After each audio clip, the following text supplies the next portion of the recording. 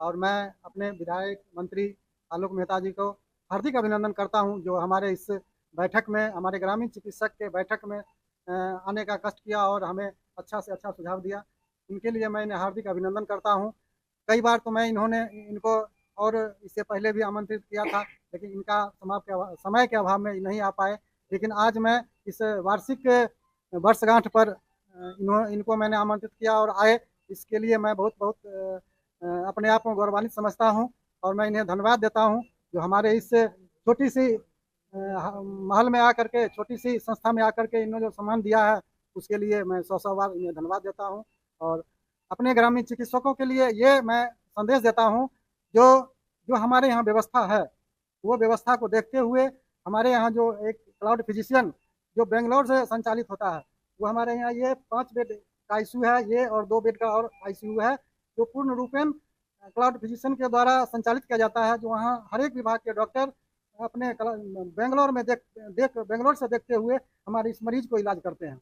यहाँ ऐसा है जैसे हम आप बात कर रहे हैं, ठीक उस तरह से वहाँ उस मरीज को देखते हैं और वहीं से इलाज करके हम लोगों को, हमारे नर्सिंग स्टाफ को डायग्नोसिस कर बताते हैं, जो ये पेशेंट को ये मेडिसिन चलेगा, इससे ये पेशेंट ठीक होगा। तो ऐसे सारे बहुत हजारों पेशेंट हमारे इस आईसीयू से अच्छे हो गए हैं। इसके लिए इस से हम अपने ग्रामीण चिकित्सा क्षेत्र में दलसिंह सराय काफ़ी हॉस्पिटल्स होने की वजह से लोगों के लिए एक सुविधा का स्थान बन गया है और धीरे धीरे और बढ़ रहा है। ये हमारे लिए भी खुशी की बात है। खुशी की बात यह है कि गरीबों को भी, हर वर्ग के लोगों को और उत्कृष्ट स्वास्थ्य सेवा उपलब्ध कराई जा रही है।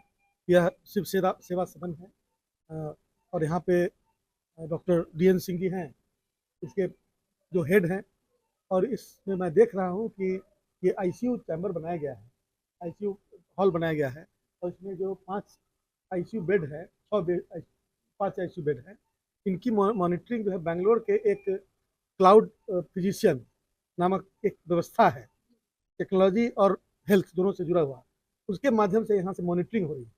ये एक टेक्नोलॉजिकल इंट्रोडक्शन है इस फील्ड में, और जहाँ पर बहुत एक्सपर्ट नहीं भी हैं तो उनका इलाज डिस्टेंस कम्युनिकेशन के माध्यम से इलाज हो सकता है।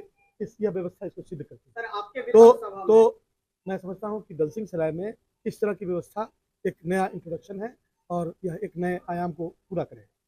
सर, स्मार्ट आईसीयू, जो लोग पहले दरभंगा जाते थे, दिल्ली जाते थे, लेकिन अब वो शिव सेवा सदन और डॉक्टर DN सिंह के संरक्षण में हो रहा है, तो DN सिंह के जो विशेष प्रयास है, उनके लिए आपका चाहता हूँ। नहीं, मैं धन्यवाद देता हूँ, बधाई देता हूँ DN सिंह जी को, जिन्होंने प्रयास करके और ये व्यवस्था स्थापित करने, इंफ्रास्ट्रक्चर की कमी हेल्थ सेक्टर में है और उसको बढ़ाने में जो सरकार है वो पूरी तरह सक्षम नहीं है। जब सरकार सक्षम नहीं है तो स्वाभाविक रूप से जो निजी क्षेत्र हैं उसमें लोग इस कार्य को पूरा करेंगे, और उसी में DN सिंह जी हैं जिनका प्रयास सराहनीय है। और मैं समझता हूँ कि अब इमरजेंसी जैसे सिचुएशन को हैंडल करना यहाँ के लोगों के लिए थोड़ा आसान हो जाएगा। सर, एक सवाल और, ग्रामीण डॉक्टर्स की अभी जो एक मीटिंग चल रही थी ऊपर में, सर आप कई बार मंत्री भी रह चुके हैं, कई बार उस ओहदे पे हैं जहाँ पे एक बेहतरीन जो हमारे जो रक्षा लेके चलने वाले हैं, एक ऐसे नेता हैं जो अभी छवि इतनी बरकरार है, जो दल बदलू कभी नहीं हुए हैं, क्या उम्मीद है ग्रामीण डॉक्टर को आपसे? नहीं, हमें उम्मीद है। उनको किस तरह से? मैं आपको बताता हूँ, हमें उम्मीद है इस बात की, और हमारी अपेक्षा है कि जब हमारी सरकार फुल फ्लेजेड आएगी तो इस पर निश्चित रूप से डिसीजन लिया जाएगा। मैं उसमें सबसे आगे रहूँगा। दूसरी बात है कि जब सरकारें बनती हैं, कोलिशन गवर्नमेंट बनता है, तो पूरा नियंत्रण उस पर नहीं होता है। तो जब कोई भी डिसीजन होता है 2/3 बहुमत से होता है, मतांतर होने के बाद वह निर्णय नहीं लिया जा सकता है। इसलिए मैं उम्मीद करता हूँ कि इस तरह के जो भी निर्णय हैं जो अधूरे रह गए, जिनको मुकाम नहीं दिया जा सका, तो उस पर हम लोग की समीक्षा होगी ऐसे समय में, और उसके बाद उस पर निर्णय लिया जाए। सर, एक आखिरी सवाल, DN सर जो हैं प्रत्येक रविवार को यहाँ पे एक समाज सेवा की बहुत बड़ी मिसाल देते हैं।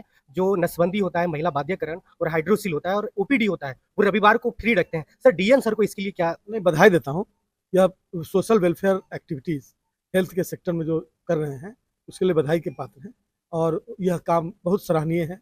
और मैं समझता हूँ कि हर निजी चिकित्सा संस्थान के माध्यम से इस तरह के कार्य को किया जाना चाहिए, ताकि आम जनता को एक सहायता मिल सके। जिन लोगों के पास पैसे नहीं हैं, जो पैसे के अभाव में, चिकित्सा के अभाव में दम तोड़ देते हैं या उसका बेनिफिट नहीं उठा पाते हैं, मैं समझता हूँ कि ऐसे संस्थानों से उनको फायदा मिलेगा। सर, एक आखिरी सवाल है, जो पटना में अभी बीपीएससी के छात्रों पे जो उपद्रव किया जा रहा है, उसको आप विपक्ष में किस नज़र से देख रहे हैं?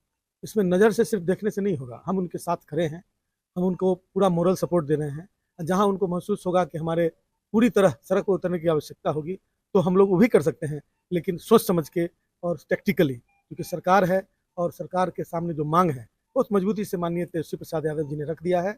2-2 पत्र लिखे गए हैं और आगे की कार्रवाई फिर हमारी पार्टी में जो निर्णय होगा उसके आधार पर होगा। सर 2025 की चुनाव के लिए कुछ चुनाव तो जब होगा तो जनता जनार्दन को चुनाव लड़ना है, हम लोग को तो अपना काम करना है जो हम लोग कर रहे हैं।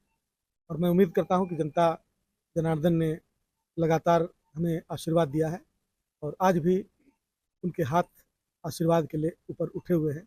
मैं इतना सौभाग्यशाली महसूस करता हूं अपने आप को। मैं उम्मीद करता हूं कि उजियारपुर दिन दूनी रात चौनी तरक्की करेगा। अभी तक हम लोगों ने जितने विकास के कार्यों को अंजाम दिया है, सिर्फ उसका लेखा जोखा जनता के सामने समय समय पर पेश किया जाता है, तब जनता इस बात को रिकग्नाइज करती है। सर एक सवाल और, लालू जी दरवाजे खोल दिए हैं नीतीश जी के लिए और ये न्यूज अभी सरगर्मियां बढ़ा रही है, क्या लगता है? तो चाचा और भतीजे की एक बार 2025 फिर से नीतीश चाचा और भतीजे के साथ। लालू जी और नीतीश कुमार जी की पुरानी मित्रता रही है और वो राजनीतिक मित्रता तो रही ही है और अपने छात्र जीवन से वो साथ रहे हैं, तो वो कभी कभी वो कैजुअल बातें उन लोगों के बीच होती है, उन लोगों के एक दूसरे पर बयान भी आते रहते हैं। तो मेरा कहना है कि बिहार में संविधान को बचाने के लिए और बिहार में मतलब देश में संविधान को बचाने के लिए और डेमोक्रेसी को बचाने के लिए जो कोई भी आवेंगे हमारे साथ, हम उसके लिए दरवाज़ा खोले हुए हैं, उनका स्वागत करने के लिए खड़े हैं। और यदि इस मुहिम में यही तो माननीय लालू प्रसाद जी ने कहा भी है, तो दरवाज़ा को बंद कब था? देश को बचाने के लिए दरवाज़ा हमेशा खुला है।